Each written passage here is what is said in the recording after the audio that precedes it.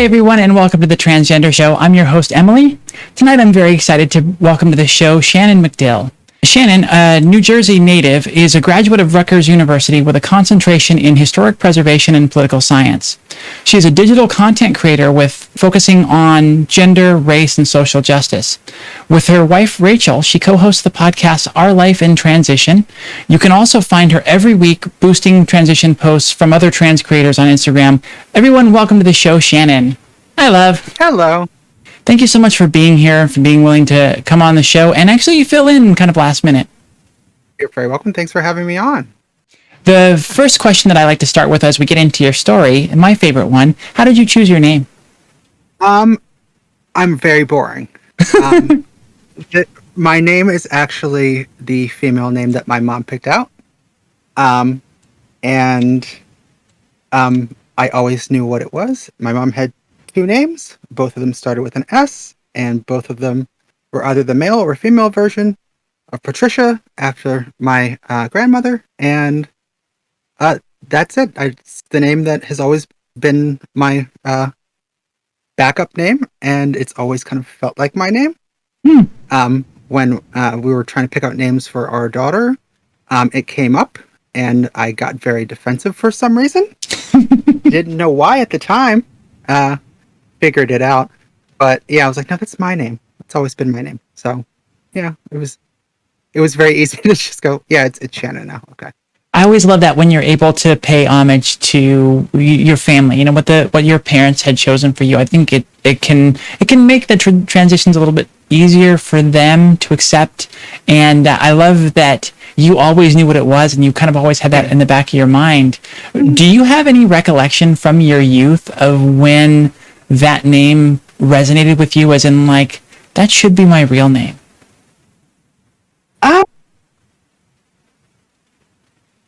Much,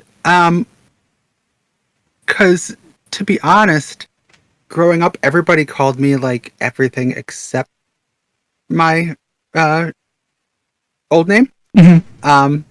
Because my old name, it's not very complicated to pronounce. I'm not going to tell anybody what it is, but it looks similar to other names. So I got all kinds of random different things, which was not my name.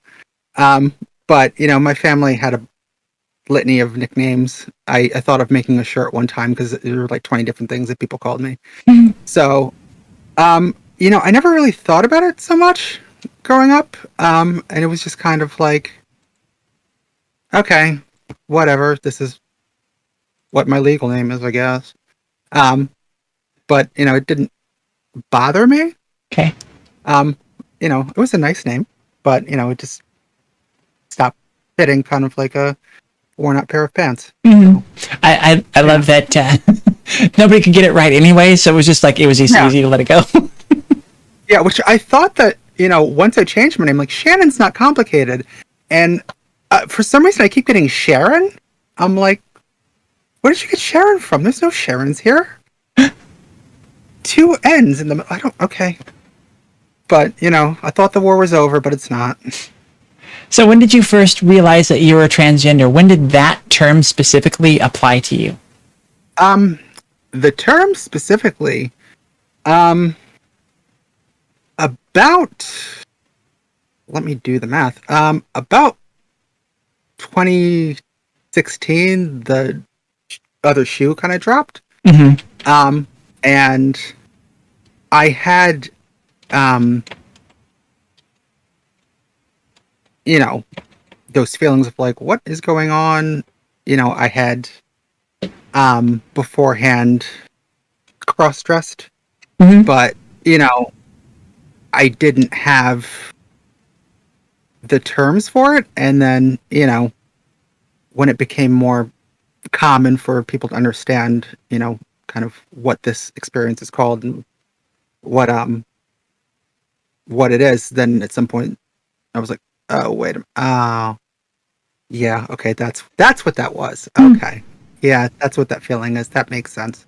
So when you got to that point and you've had a term, a label for that feeling, what were you able to look back on your youth and kind of trace back? What were some of those breadcrumbs that were there that led to that? Once you look back, you're like, oh yeah, that makes sense. I see it now. Um, there were lots of little things like, I mean, I had moments that thinking back, kind of, being a little kid and, trying to figure out what this gangly body of mine was doing. I was, something didn't feel right. Um, but then also I very much used to get, well, I wasn't getting misgendered because they were correct, but people used to think that I was a girl when I was little, and they would meet me, and I looked out. I've got nice eyelashes and dimples, and they were like, "Oh, your daughter's so cute." My parents would put me in the most boyish-looking clothes, but just something about how I was carrying myself, they were like, "Oh, this is clearly your daughter," and they would say that to me, and I'd be like, "I'm not supposed to say yes to that, but it doesn't necessarily feel weird." Um, and by the time I got older, I used to joke that I was all of my I was everybody's straight gay best friend because according to everybody else, like I was like a gay best friend, but you know I like girls, so clearly I was just I was one of the nice guys, and I got told that a lot, that you're one of the nice ones, and then I felt very bad when I had to let everybody down because I wasn't one of them at all.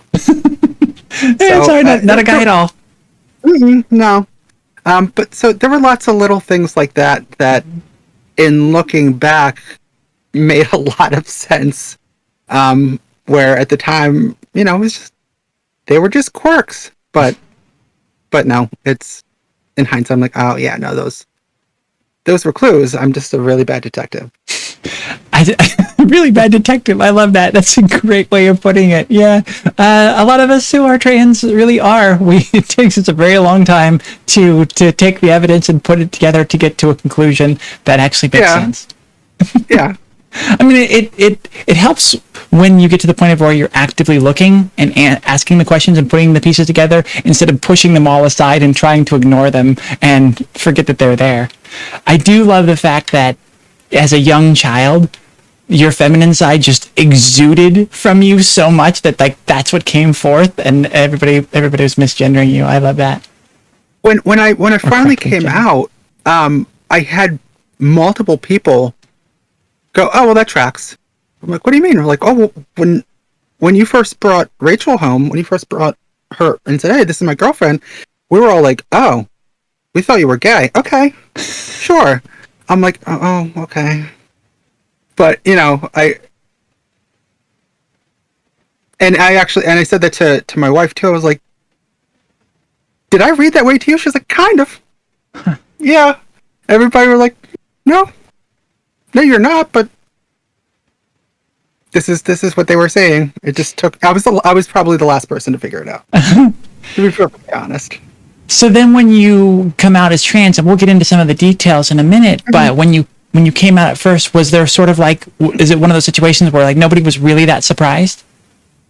I don't think anybody was really surprised. There were a handful of people who didn't take it well, but for the most part, everybody just went, "Okay," and just kept it moving. But yeah, nobody really seemed shocked. People were like, "This is what's, you sure?" "Yeah, okay." But yeah, nobody really seemed terribly surprised. You mentioned backstage that your coming out publicly was via YouTube. For your family and friends and things like that, how did you handle that? How did you approach coming out to that group? Was it more individual, or how did you approach that? Yeah. Well, I mean, obviously, my wife was the first person I came out to. And like I said, I had cross-dressed in the past. So, right after we got married, I had what I described to people before as a bout of transness, which was, she was working down here where we live now, and I was still taking summer classes, and it was really the first time in my life that I was just like, nobody was with me at home. I was by myself. Mm-hmm. I had time to really process, and within like, I don't know, a couple of weeks, like I had several dresses and I had a wig, and then I did the normal like, okay, well that was fun. Let me throw this all out now. That was a weird little fluke that I did. Like, and at some point, I told her about that, and her, first question was, well, does that mean you're gay or you want to divorce me? I'm like, oh no, it was just, I don't know what that was, but it's over. It wasn't over, obviously, and that was always still in the back of my mind because something about that felt very right. Yeah. Well, I love that what Amy pointed out in the chat. Astro Amy pointed out, well, Yeah, technically, yeah, you are gay. I am. So It more so by the day, apparently. But but I and we say this in the intro to our show too, and on the podcast that 10 years after we got married, I came out, and it was literally like it was just a decade of me trying really hard to be as manly as possible, and it's just not working. But so, she actually, I wound up coming out to her not meaning to. oh, Because, she came home from work, and I was heading to the bathroom, and she was like, whose underpants are those? Are those mine? I'm like, oh, no, those are mine. Yeah. Remember that thing? Yeah, that didn't go away. And so, at first I came out to her as gender fluid. I was really trying to compromise because I was, scared. And it took a little while to come to terms. I'm like, no, I'm not. I'm not non-binary. Sorry. But then with everybody else, I went to therapy. And really worked on dealing with that fear of I don't know how everybody's going to react. And I slowly started coming out to what I described as soft targets. I was very tactical about it. I was very like, nice. okay, I love that. Let me talk to one of my best friends. He's not going to have a problem. I talked to him, and he was like, "Oh yeah, well, okay, well, I'm gender fluid." I'm like, "Oh, see, okay." And he's like, "Yeah, I was trying to figure out how to come out to you." I'm like, "Great, so I'm glad we've done this." And then I didn't know how to come out to my brother, and my therapist said, "Well, why don't you write him a letter and see what would you say to him?" And I wrote the letter, and we went over it, and she was like, "Yeah, that sounds like, why don't you try saying that to him?" I was like, "That's a good idea." So I sent him an email because I was afraid to talk to anybody, in person, because I was really just nervous about rejection. And so I sent him a letter, and he was like, "I saw you 2 weeks ago. Why didn't you tell me?" I'm like, well, we were busy. It was a family event. That wasn't the time. And he was like, "Okay, whatever." And, after having a couple of people that I'm like, okay, that went well, then I did the same thing, tweaked it, and sent the same letter to my really close family and my really close friends. And for the most part, it was good. That was, I had those couple of people that I had a little bit of a negative reaction, and I haven't spoken to them since. Mm-hmm. But other than that, everybody seemed fine, and they were like, okay. They weren't shocked, obviously, because they all thought something was going on since I was a little kid anyway. And so, and after I was dealing with the people that I was worried about losing in my life, then I was like, okay, well, that was all easy. I can't send everybody an email, so I just made a YouTube video. and the YouTube video, it was Christmas time, so I had a nice, setting. I had a nice sparkly Christmas tree. Everything was pretty. I had good music, and then I came in. I sat down and said, took a sip of water. So yeah, I'm trans. And and then explain what that meant, and that was it. And I just I sent that out on Facebook. I made a little snippet and put it on Instagram, and I called it a day and said, okay. Some people didn't see that, and they were a little perplexed like a couple months later when they were like, wait, what's going on? And even my brother, I talked to him today, and he said that every once in a while people will be like, so how's your brother doing? Oh, my sister. No, your brother. Like, no, my sister. Yeah, she transitioned a while ago, and they're like, oh, okay, you're okay with that? Yeah, well, I just said she's my sister, right? And I love it. Yeah. So I've been fortunate in that, for the most part, most of the people in my life haven't had a problem. Not everybody gets it, but they don't have a problem per se. But there's always a lot of questions, especially when I haven't seen somebody in a while. Yeah. I become the little trans encyclopedia. But yeah, so fortunately, haven't had too many people that I've had a falling out about it. A couple here and there, some closer than others, but everybody's kind of rolled with it for the most part, because I was the last one to know. So yeah. We have a comment in chat that says you have some really good family, and I think it's from a familiar name here. The last name I'm seeing here is McDill. Looks like Ray McDill. Yeah. Yeah, that would be the other Mrs. McDill. Ah. Technically, Mrs. McDill Prime. She was technically Mrs. McDill first. So there you go. This is McDill Prime. Yeah. You have so many great terms. I love it. Just for that alone, soft targets for the easy people to come out to. We're going to use the heck out of that. I love that very much. Please, it's my gift to you. Enjoy. Your true gift to the community. And on that note, I'm kind of curious. Is that original video coming out? Is that still available on your YouTube? Oh yeah, absolutely. Yeah, it's pinned to my YouTube. If you go on there, that's one of the first things you'll see. Wow. And for context again, how long ago was that? So my egg exploded altogether in just after Halloween in 2016.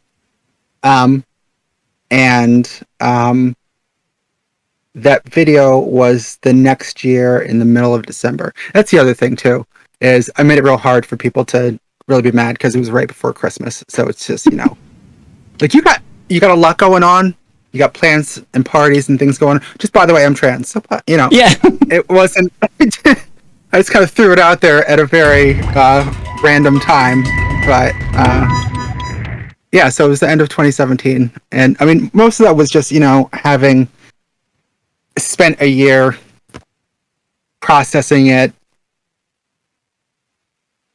myself and also with Rachel, and then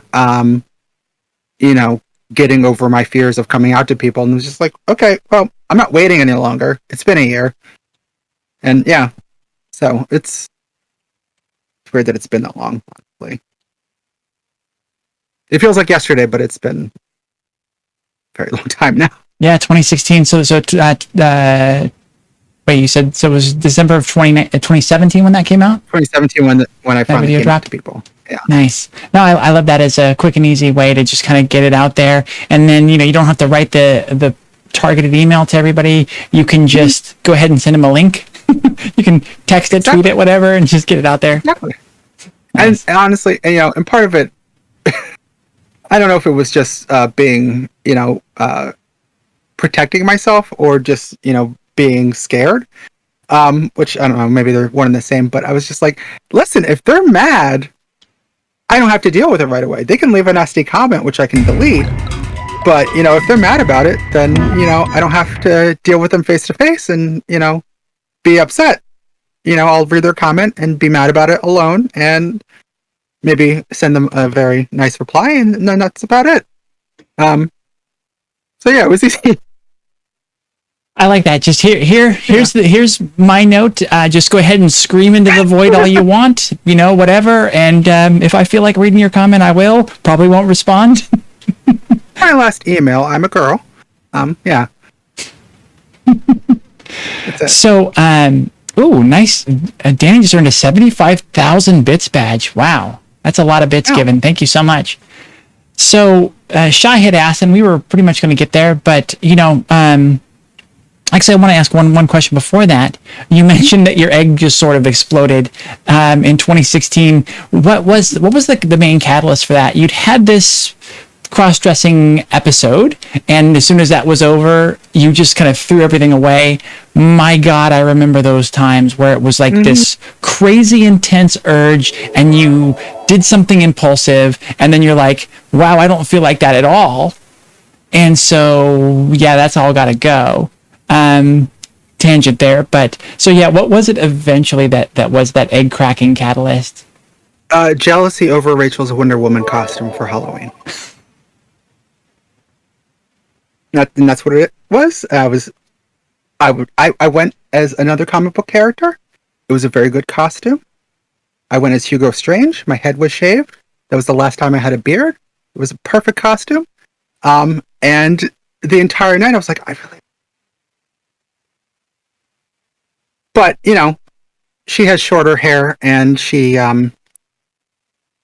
needed a wig for that costume. And she went to work on Monday, and she left the wig laying around. And I said, nobody's here. Let me try that whole thing again. I'm like, oh, that's what it is. Yeah. So. Yeah, I had that. Yeah, it was the course of a weekend. Just everything fell apart. The Halloween weekend. We came together. I love that. Yeah, I had that moment where something kind of cracked. I guess it was the egg, where it's just like, wait a second, am I attracted to her or jealous of her? That's a complicated question. Yeah, it's always a complicated question, but yeah, that brings up a lot, and yeah, there's some tough thinking to be had after that. That's for sure. Yeah. Mm-hmm. So then, as Shy asked, how did you specifically come out to your wife? What was that process like?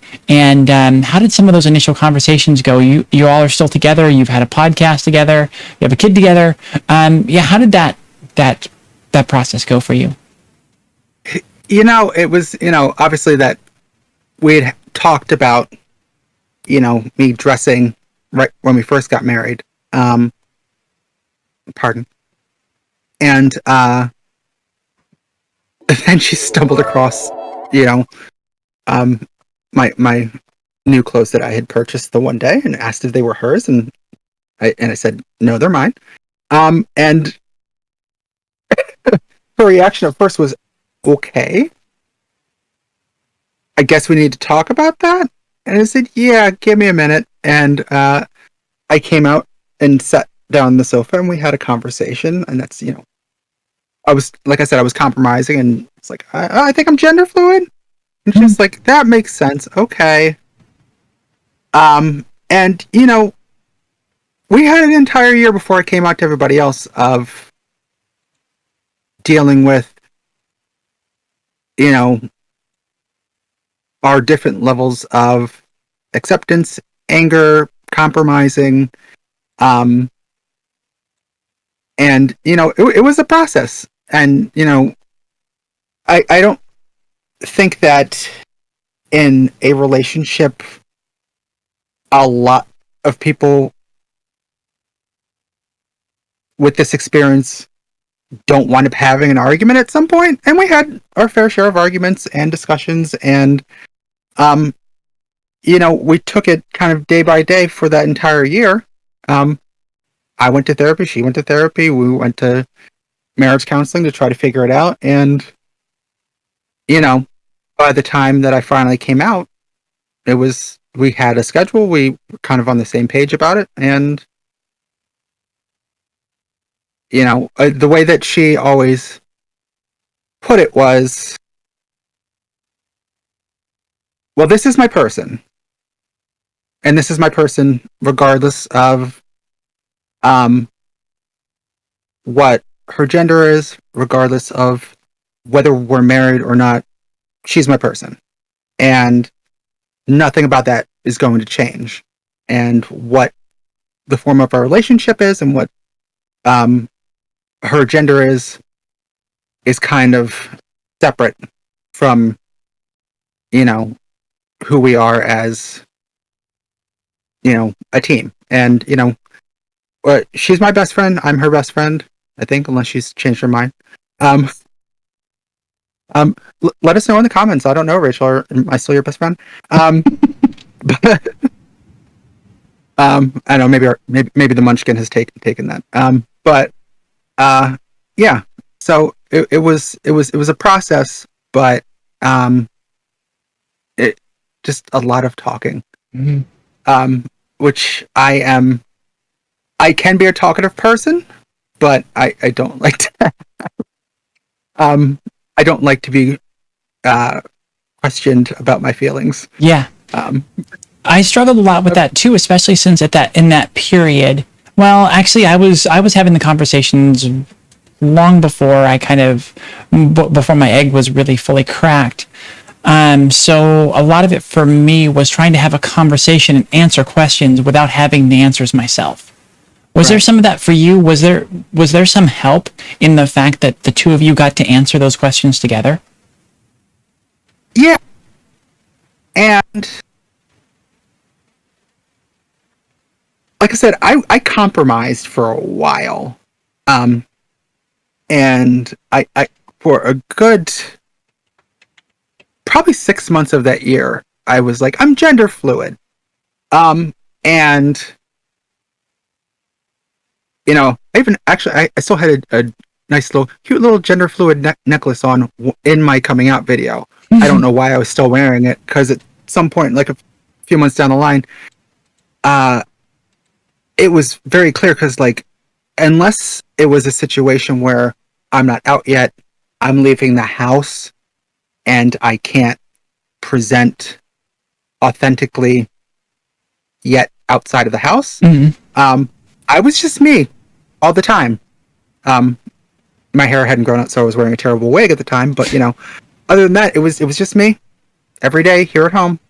And at some point, Rachel was kind of quiet, and she just said, "You're not really gender fluid, are you?" And I was like, "Nah, I'm not." So honestly, she was the first person that said, "No, you're not. You're going all the way to the other side, aren't you?" I'm like, "Yeah." And yeah, and it took a while for me to even say it. I agreed with her when she said that, but it wasn't for a couple 2-3 more months in therapy that I finally said to my therapist, "Yeah, I'm trans."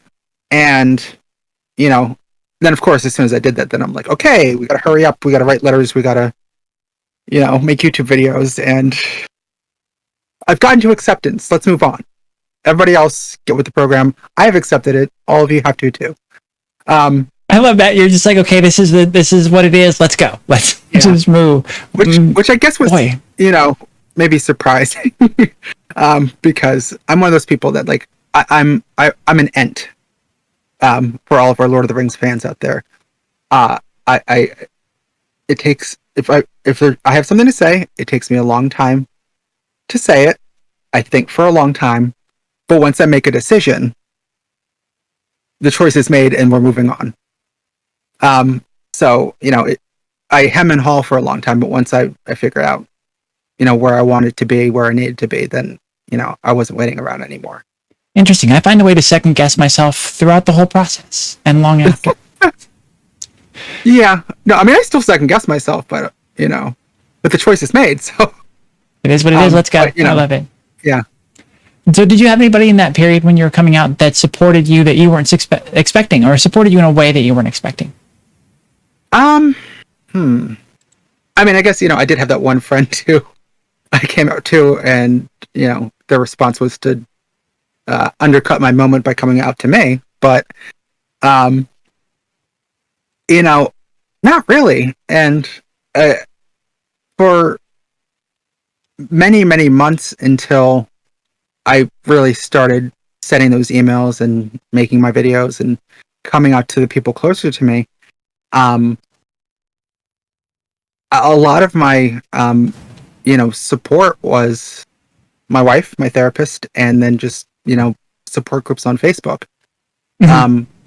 And I mean, I lucked out in that, like, I found some very supportive people with good advice, and a nice, healthy, and robust caring section in the support groups. And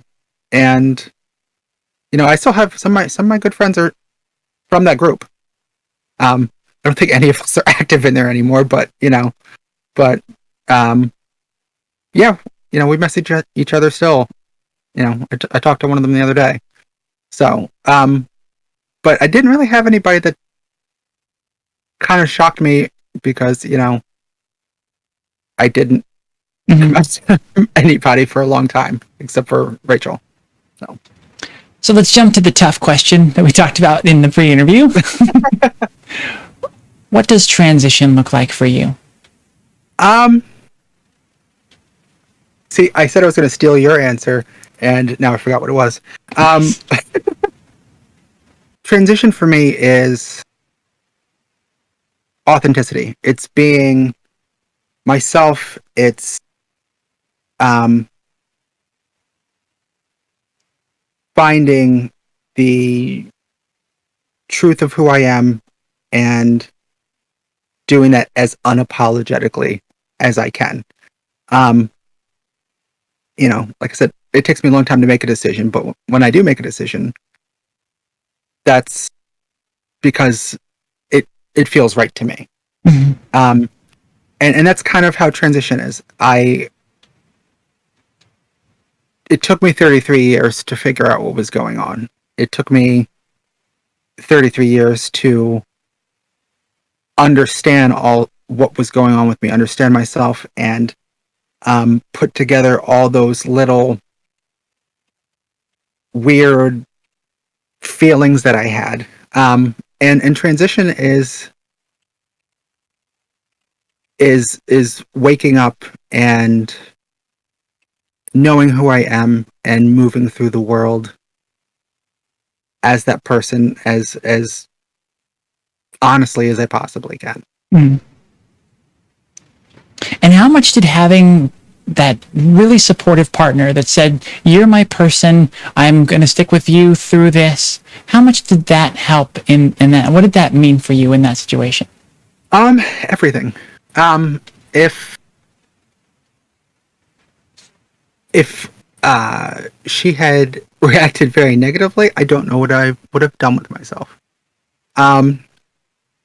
And when, like I said, I wasn't ready to come out to her when she stumbled across me and my little clothing purchases.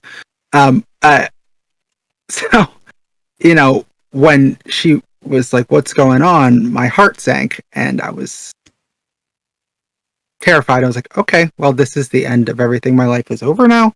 I don't know what I'm going to do." And her saying, "Okay, we're gonna figure this out," and her accepting me and accepting who I was, regardless of what that meant for us, but being there and being supportive of me and who I am was crucial, because without that support, I don't know that I would have, been able to to have the strength and courage to tell everybody else. Because, I spent an entire year being scared and nervous and compromising and crying, um, and it would have been extraordinarily hard for me to move on from that. And yeah, it's see, I told you before, like I don't like thinking about my emotions and talking about them, but yeah, them and everything. Well, you're not going to like the next question then. Diving a little bit deeper into that, what were some of the key fears that you had as you looked towards transition, looked towards coming out, and just basically went along your journey? And how did you overcome those? One of my biggest fears, because I found myself in a weird position, just physically. After we got married, we wound up kind of moving further away from everybody. We're very close to her family, and by close I mean like they're next door. But all of my family is at minimum on the other side of the state. And my mom had passed away in 2014, and it was like the two supportive people that I could always count on is Rachel and my mom. And so, and secondarily to that, my brother and other people who I'm like, you got my back, right? But I was scared how Rachel was going to react. I was pretty sure my mom would have been fine. She would have had a lot of questions, but she wasn't around anymore. So not having anybody that I was sure I could fall back on, was scary, and I was terrified that in coming out I would lose whoever I had left, and I was very much in a place where I felt like I had lost a lot recently, and so I was afraid of really losing anything else. But it took a lot of support from her to say they're going to be okay. They're going to be okay. Your brother loves your brother's going to be fine. And it's that's how I came. I was like, oh yeah, you're right. He is a soft target. It'll be fine. But I was scared of losing a lot of people and just not knowing what I was going to do with myself if everything went badly. So being someone who had, you made your decision and you realized, okay, the decision's made, let's go. Mm-hmm. Did you have like a full plan laid out of the steps for your transition? And then, you're talking with your wife and trying to kind of figure that out together. Mm-hmm. So, was there much of a plan, and have your goals shifted as you've moved through your transition? As far as like what's important to you and what's on the table, what's not, versus your initial ideals. Kind of sitting in that period of just being afraid, I kind of got stuck for a while, even in trying to figure out where to go next. And it took a lot of time speaking with my therapist and working with Rachel to go, okay, you need to make a plan, you need to make a list, you need to think strategically about this, because I was just kind of running around like a chicken with my head cut off for a while, just going like, I want to come out but I don't know what to do, I'm very panicked. And so yeah, I kind of at a certain point I said, okay, what do I want to do, what are the steps to go forward? Like, okay, I need to come out to people. I need to figure out what I'm doing with my name. If I'm changing my name, how do I go about changing my name? How do I go about doing the practical things to move forward? And then in that plan, it's like, okay, well, where do I go to get medical help? Who do I talk to? What do I want to do? What do I want to start taking HRT? If so, what kind? How does that work? Mm-hmm. And when I'm stressed, I'm really bad at researching. And I'm really bad at taking people's help. Rachel actually went to school to be a research librarian, so she's very good at um, at researching, and I'm very bad at accepting help. So she would offer, I can look these things up for you. I'm like, but I got to do it myself. And then she was like, okay, did you look that up yet? So eventually I did accept her help. And also in talking to my therapist, then, she didn't necessarily deal with trans patients regularly, but, she had some good resources to direct me to start dealing with some of these things. And so, right around the time that I came out, I went to the Mazzoni Center for the first time in Philly. Talked to a doctor, talked to them about how medical transition works, what are my options. Mm-hmm. And, as far as things changing over time, I guess when I first came out, I was like, I'm gung-ho, I'm going to change my name, get an HRT, and then, okay, let's list the surgeries that I want. And since that, I haven't had any surgeries. And, I went for consults, and then at some point, started going down the process and going, I don't know if this is what I want. I don't know if this is what I want. This is the team I want to work with. Mm-hmm. Let me slow down and reevaluate. It's some people know, yeah, I want these things done. I want these things changed. And, there was an extent to which I think when I first started coming out, I was like, well, these are the steps that you need to take, right? Mm-hmm. And then once I got past the stage of panicking and got to the stage of, okay, I've dealt with coming out to people.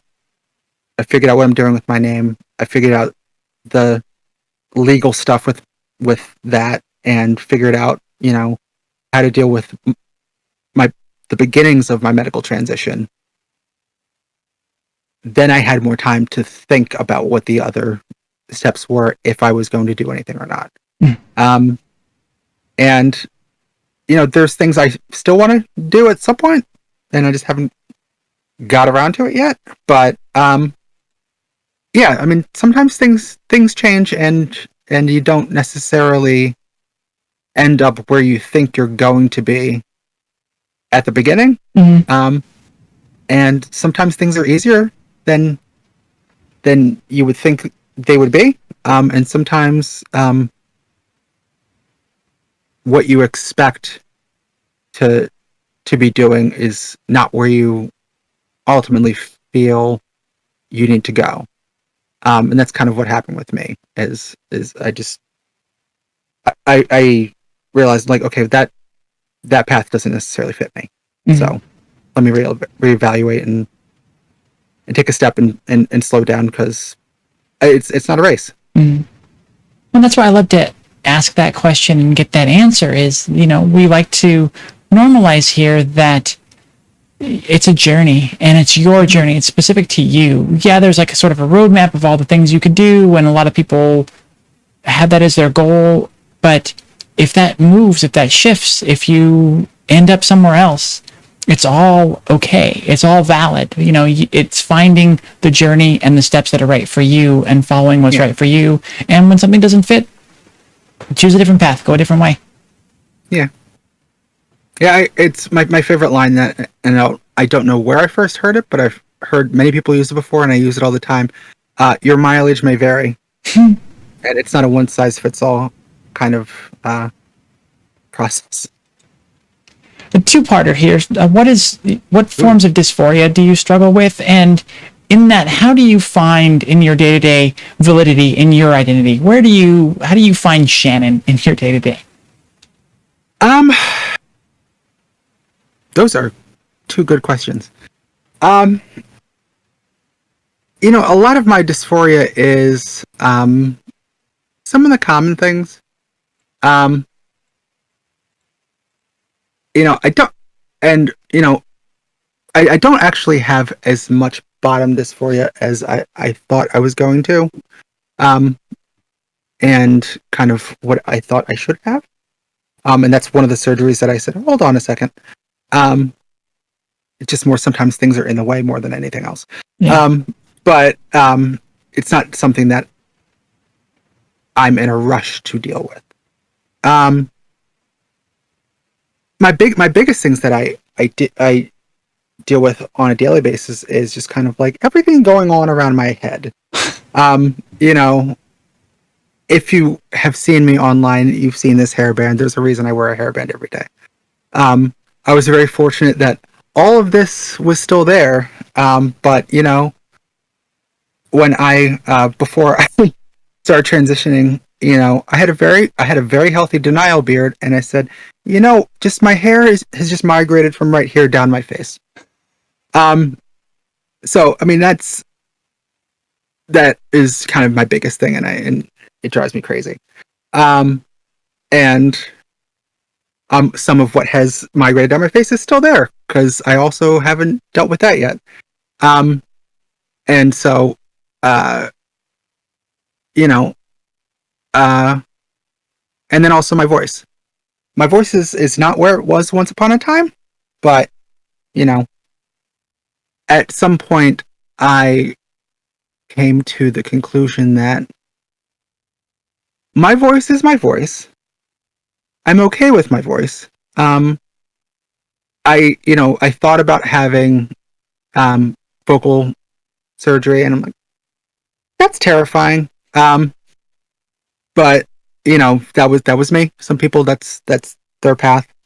And a lot of things I'm just,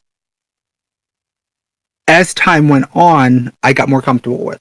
And this is my voice. And I kind of work on it little by little all the time, and it is what it is. Mm-hmm. I have very much enjoyed, not so much there being a pandemic, but the pandemic fashion is very helpful, with having to deal with the shadow. Yes. I love that I don't have to put all the makeup on to present as a woman in public. Isn't it amazing? It's delightful. I had a doctor's appointment this morning, and I'm like, oh, I'm not doing my makeup and rushing to get to this doctor's appointment in the morning, and then putting a mask on and messing up my makeup, and then having to redo my makeup before I go on the show. So I put my mask on because I had to wear it to the doctor's office anyway, and I threw a scarf around my neck, and I look fantastic. So there's ways of dealing with it, and honestly, it's similar to like when I first, and almost on the other end of the spectrum, when I first was transitioning before I came out to everybody else, I would present, at home, and that kind of meant, getting myself nice and gussied up and wearing makeup and putting that wig on, and because I was really trying to fight to see myself in the mirror every day. Yeah. And now I'm at the point that like I'm like, I gotta put makeup on to go somewhere. All right. And most of the time I I've gotten to the point where I'm just like Rachel, and I walk in the house. I'm like, get this bra off of me, and I'm like, oh god, I got to take this makeup off. All right, it's most of the time I look, like a wreck, and I'm perfectly happy, sitting at home, looking not presentable to the rest of the world, and that's fine. And I'm comfortable, and that's authentically me. Yeah. At home. That's a really great point. Anybody. That's a really great point to get to in your transition, where you're just like sitting on the couch, the slubbiest clothes you can find, 2 days worth of shadow on your face, just like, I'm good. And but the point of that is to say that still feeling like a woman, still feeling like you really, even though the outside it's just looking like a trash fire. Like, it's you still feel like you, whereas early on you fight so hard to find any glimpse of your female self in the mirror or in yourself. And so it's just a great place to get to, where you're like, I can really let it go, and I still feel like Emily. I still feel like me. It's a great place to get to. What do you feel that you've been able to accomplish because of your transition? First, in the ethereal question, I think that I am a much more confident person than I used to be. I would never do this. I would never be on a live show, 5-6 years ago.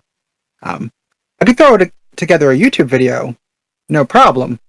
But, I could control and edit that, and I would, wouldn't have to worry about it.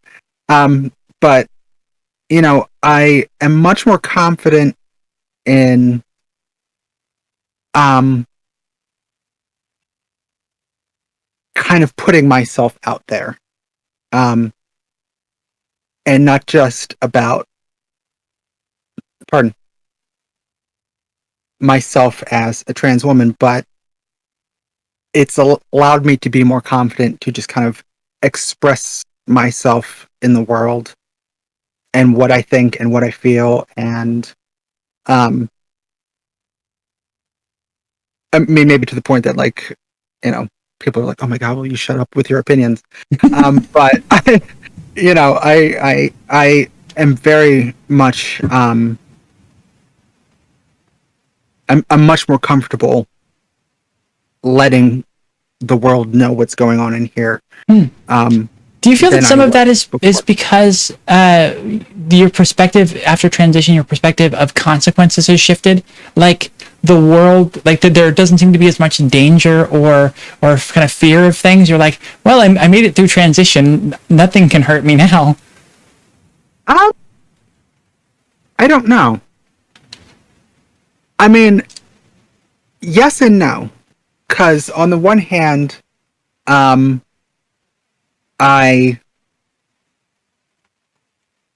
because I have more confidence and I feel more comfortable and I feel a little braver in that I've done this really hard thing. But at the same time, I am I'm a very white presenting biracial woman. And in that, I kind of grew up knowing that I had a bit of privilege in moving through the world. In coming out, I lost a lot of that because, to a lot of people in the world, I no longer appeared to their eye as a kind of tan, but I think white cis man. And so on the other, yes, I'm more confident and braver, but I also, have an additional bit of, I look at the world and go, oh, that's scary.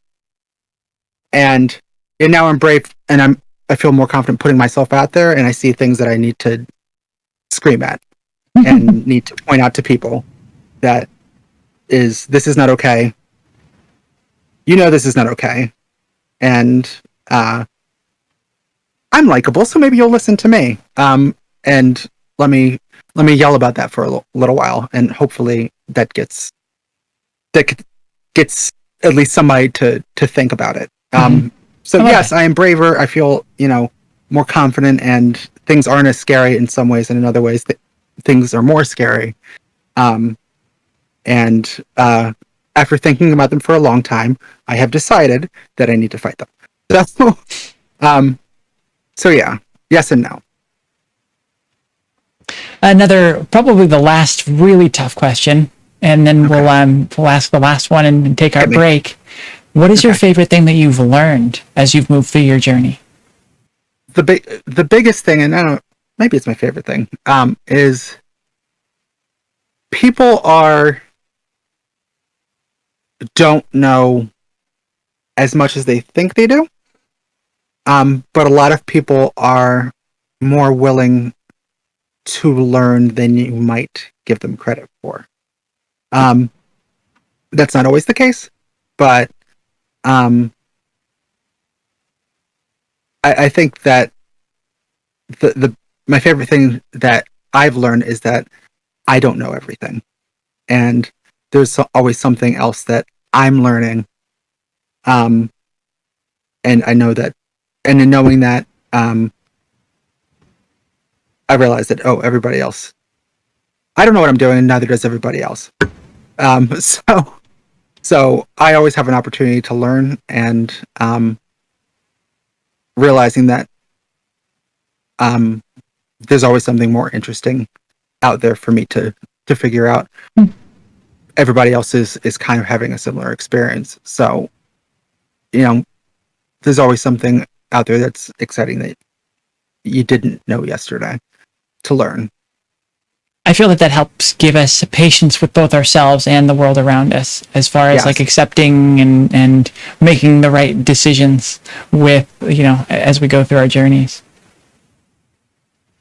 yeah, and I'm not by nature a patient person, so it's helpful to learn how to practice that. What is some advice that you have for young or closeted trans folks out there? The world seems scary. What you're going through seems scary, but breathe. Take your time, center yourself. There's always somebody out there um, to help. And sometimes um, it's very easy to kind of get consumed by the scary things. Um, and a lot of people have heard the Mr. Rogers quote of always look for the helpers. And it's true. There's always somebody out there, and maybe they're far away. Um, but there's always somebody out there that will understand you, that will help you. Um, so when you're feeling like everything's kind of closing, just breathe. I love that. Great advice. Yeah. Center yourself, relax. Yeah, You're going to be okay. I have to remind myself that a lot. But yeah, Absolutely. All right. That's wonderful. Thank you for that. Shannon, thank you so much for coming on the show and sharing so much of your story. We really appreciate all of that. thank you for having me. I'm actually enjoying this a lot more than I thought I was. I was very scared, and I had to remind myself to breathe. It's going to be okay. There you go. Yeah. The advice you have for other people is good advice for yourself. I love it.